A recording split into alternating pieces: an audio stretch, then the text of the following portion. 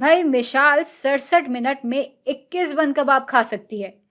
अब वो जानना ये चाहती है कि अगर वो अपनी रफ्तार मुस्तकिल रखे तो वो 35 बन कबाब कितनी देर में ख़त्म कर सकती है।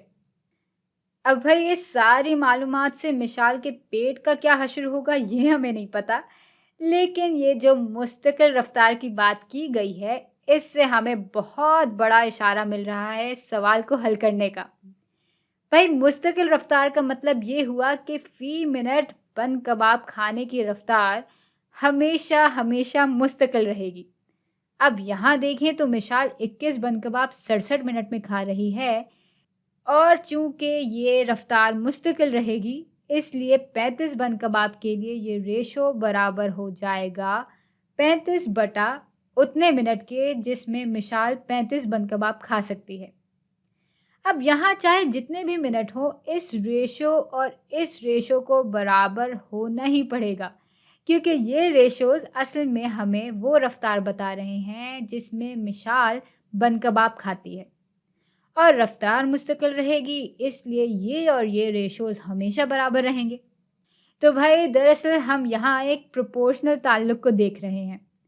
तो अब हमें बस इस m के लिए सवाल को हल करना है, और ये हम बहुत सारे तरीक़ों से कर सकते हैं।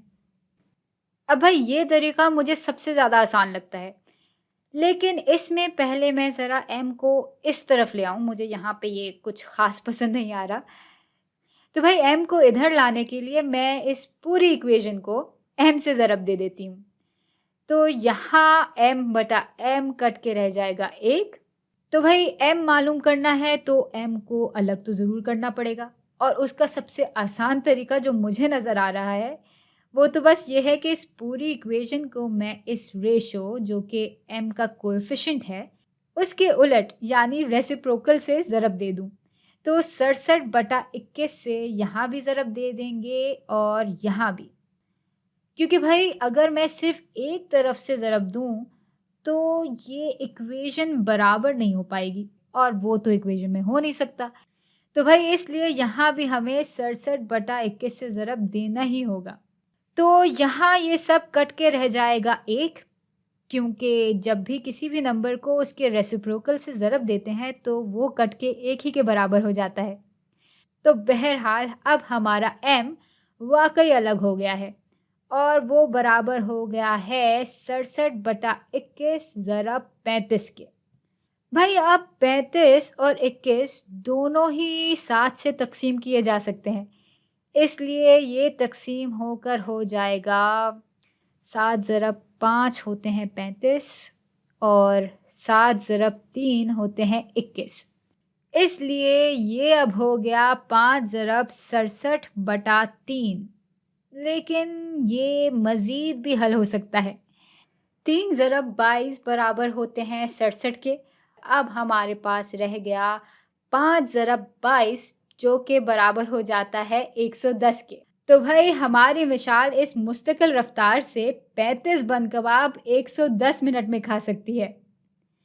अच्छा, आप में से अगर किसी ने इस सवाल को अलग से हल किया होगा तो शायद इस वक्त पे आपकी इक्वेशन कुछ अलग शक्ल की बनी होगी।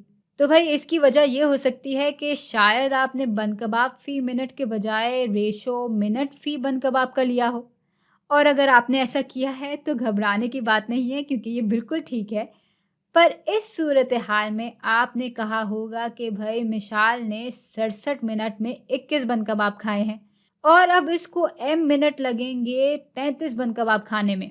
और भाई क्योंकि बताया हुआ है कि मिसाल की खाने की रफ्तार मुस्तकिल रहेगी, इसलिए इन दोनों का आपस में बराबर होना ज़रूरी है।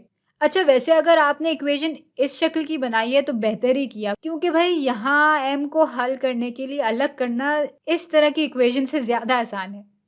तो बस इस इक्वेशन के दोनों तरफ हमें 35 से ज़रब देना होगा, और m अलग होके बराबर हो जाएगा 67 बटा 21 ज़रब 35 के। और वो तो हमने यहाँ पे हल कर ही लिया है, और ये भी मालूम कर लिया है कि ये बराबर होता है 110 के। तो भाई इस सवाल को बहुत तरह से हल किया जा सकता है, लेकिन अगर तरीके सही हैं तो जवाब भी दुरुस्त आएगा, और एक ही आएगा।